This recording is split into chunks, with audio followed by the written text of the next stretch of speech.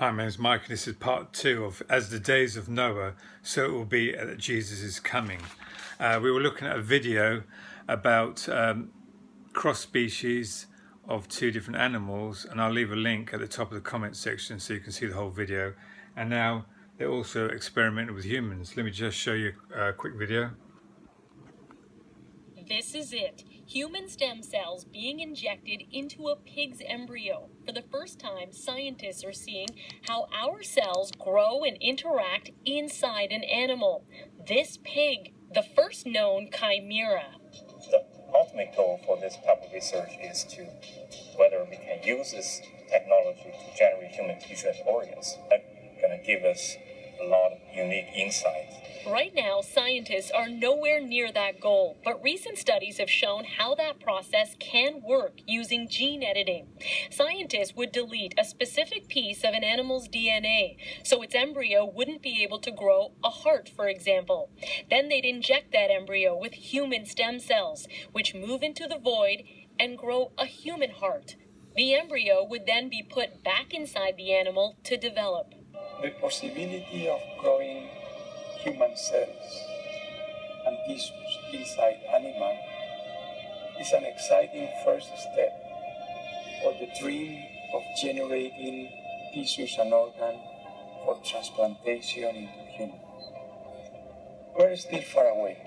To date, everything the researchers have done is legal, but what they're doing is highly controversial. The embryo is only being allowed to develop for 28 days. It's not allowed to be born.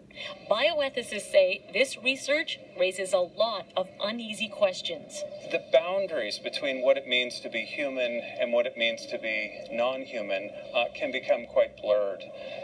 Also, it's not great for the animals. There's risks for them. There's no benefits for them. It may help a lot of people, but the moral status associated with this is a deep, deep, deep question. That word, chimera, from Greek mythology is meant to elicit fear. But the scientists argue they are trying to solve a problem and save lives, not create a monster. Christine Burak, CBC News, Toronto. So as you can see, as it said in the Bible, the corrupting all flesh, the mixture of animals of one species with another, and also they're delving with humans as well. And we know that also the V is corrupting DNA as well, corrupting God's temple. So the days of Noah, in that world it was corrupt, rampant with wickedness, fallen ones on the earth marrying human women and creating giants, which corresponds, fair enough, to Matthew 24:29 to 31. Immediately after the tribulation of those days, the sun shall be darkened and the moon not give its light. The stars will fall from heaven.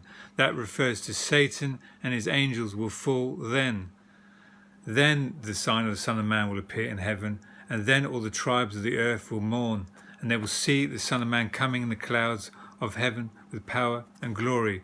And he will send his angels with a great sound of a trumpet, and they will gather together his elect from the four winds, from one end of heaven to the other.